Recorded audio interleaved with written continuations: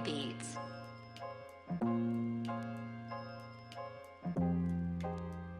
Alright then. So this is how the program works. The program asks the user what the user wants to do. The user can trade, check inventory, or visit the bank at the start. Check inventory checks the inventory of trade goods that the user currently has.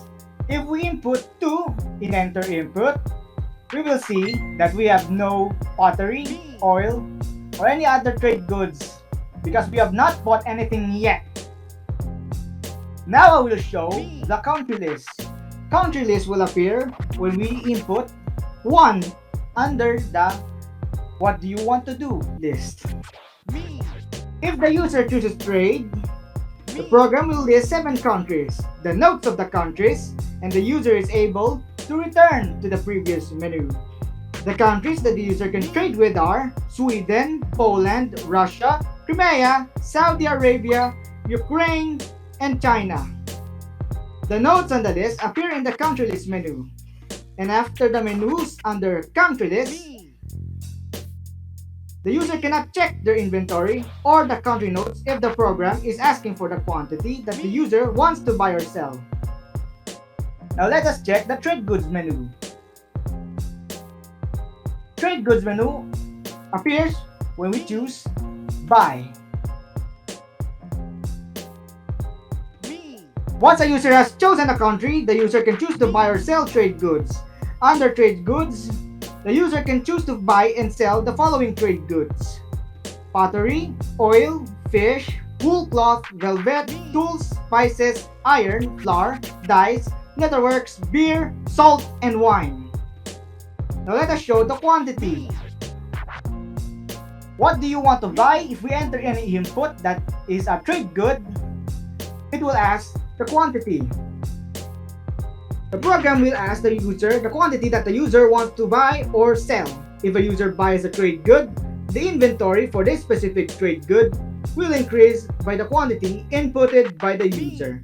The country's inventory for this specific trade good will decrease by the quantity inputted by the user. If a user sells a trade good, the inventory for this specific trade good will decrease by the quantity inputted by the user. The country's inventory for this specific trade good will increase by the quantity inputted by the user. For example, let's cancel that. Let us check our inventory. Right now, we currently have nothing. Let us check the notes. We are currently trading with Sweden, so let us type country input country notes, Sweden. Sweden has the following trade goods. I will choose to buy pottery. They currently have 150 pottery. So let's buy, let's say, 10 pottery. You bought pottery for 370 euros. So let us check how many pottery we have. We have 10 pottery. Let us check the notes. Let's check the note of Sweden. From 150 pottery to 140 pottery. Sweden is down by 10 potteries. Note that the prices of the trade goods in each country varies by what the country exports and imports, and it is also affected by the supply of the country's trade goods. For example, let us check Sweden. So what we see now is that Sweden has 140 pottery. Now let us check Poland. We see now that Poland has 50 pottery. Let us check the price of Poland's pottery. We see that the price of Poland's pottery is 228. Now let us check Sweden's pottery. We see now that Sweden's pottery is 37 euros. So let's buy, let's say, 50 potteries. You bought pottery for 1,850 euros. Let's check our inventory. We now have 60 pottery. Let's check the country notes. Sweden. Sweden is down by 90 pottery. Let's check Poland. Oh wait, Poland is still the same, right? So let's sell say 60 pottery to Poland. Wait, one.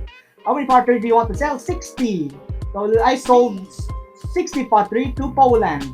I now have 0 pottery. Let's check out the inventory of Poland again. Poland now has from 50 potteries to 110 potteries. So let's check the price of Poland. As you can see, from 200 euros and above, it decreased from 200 euros to 70 euros. Let's return. Let's check Sweden. As you can see, the price of Sweden came from 30 euros to 80 euros. Now let's return. Let me check my note of what I have to show. Okay, so now let us talk about the number of the turns. The user's actions are bound by a certain number of turns. The user has 60 turns to get as much balance as they can. In each turn, a random event may happen. These events directly affect the user's balance. These events can also introduce certain side effects that will impact the user's balance. So let us check the turns. Every turn is done by after trading. As you can see, turn 4, no significant events occurred. Let's check turn 3. Turn 3, someone just handed you a lucky card that is useful for an event. Let's check turn 2. Turn 2, the company thought that you were incompetent. As you can see, because of this event, we lose 2,000 and skip a turn. Let's check turn 1. Turn 1, someone just handed you another lucky card from which we are now. So now we have 2 lucky cards that you can use for later events. So now let's enter the input. So now we will show you the bank. So now we will show you the bank. This is the bank. The user can visit the bank at any turn during the play. The player may choose to withdraw money, deposit money, take a loan, view a report of the deposits, check the bank rules, or exit the bank. Let us check the rules of the bank.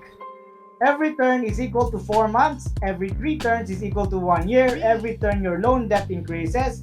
You have not paid in your first turn. If you have not paid your debt in your first turn, your balance will be garnished. There is a penalty for not paying your debt. So the first thing we will do is, the first thing I'm going to do is explain what happens. When withdrawing, depositing, and taking out the loan, the player is presented with an interest that will affect their transaction. When taking out the loan, the player must pay the loan in 4 turns, under 4 turns before they get a penalty. The detailed explanation is of course presented in the bank rules. So what does deposit do? Deposit allows the user to store balance in the bank, which is so now the balance is stored in a separate variable called bank money. Deposit increases each turn. How it works, how the compound interest works is changed for the simulator's turn-based system. Withdraw allows the user to withdraw deposited bank balance.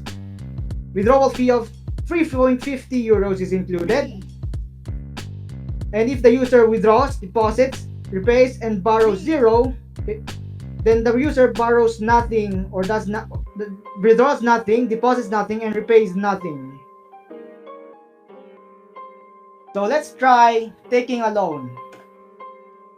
If you borrow, say 1,000 euros, it will show you how much you borrowed and the interest that Jasper's bank terms are. So let's take our debt. We currently have 1,000 euros as our debt. So let us try a turn. Trade, Sweden, buy anything. No significant event occurred. So wait. So now I will show you that the bank that each turn increases the depth of the player. Let us check the depth of the user. So now we currently have 1,050 as our depth. So now let us do 4 turns. So because the bank garnishes your balance if you have not repaid your debt in 4 turns. So let's try that one. 3 turn. I think that's the third turn. Second turn. And fourth turn. The first turn, finally. Yeah, it goes from 4, 3, 2, 1. You were not able to play your loan. There you go. Our balance has changed from 9,000 to 8,000 because we were not able to repay our loan. But included in the balance are penalties and collection charges. Let us continue. So let us check. So let us borrow again. What happens if you repay early? So let us check our debt. We currently have 1,000. If we repay that one, we paid the loan too early. And if we do another 4 turns, nothing will happen. So let's do another borrow. And let's see what happens when we borrow. If we repay our debt in 2 turns. So nothing happens for now. We currently have 30 turns left before garnishing our balance. So on our second turn, we will now repay our debt. Let's check our debt. 1,103 euros. 1,103 euros. You've chosen to repay 1,103 euros by 1,103. So let's return. Let us trade again. The third turn, this is the fourth turn. As you can see, nothing happens. Now what? Okay. So now I will show you deposit. How much money do you wish to deposit? Let's try 9,000. You not have that amount of money in your balance. Let's try 3,800. You are not allowed to input 90% of your balance. Let's just try, let's say 100. You deposited 100 euros to your bank account. So let's check our deposit report. We currently have 1,000 euros in our bank money.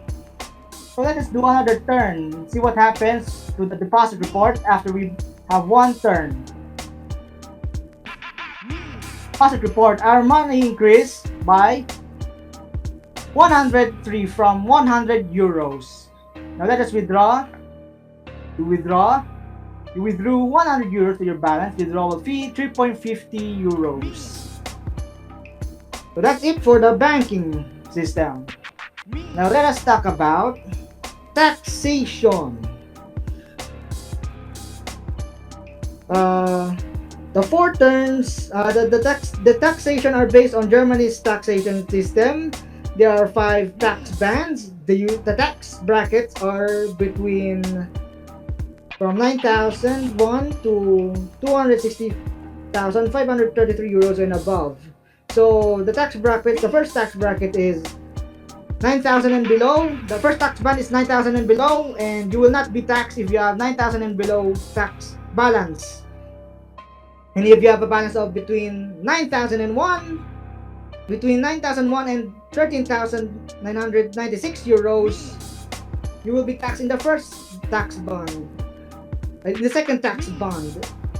If you have 13,997 and between 13,997 euros and 54,949 euros, you will be taxed in the second tax band. In the third tax band, it is the third tax band, it is between 54,950 euros and 260,532 euros.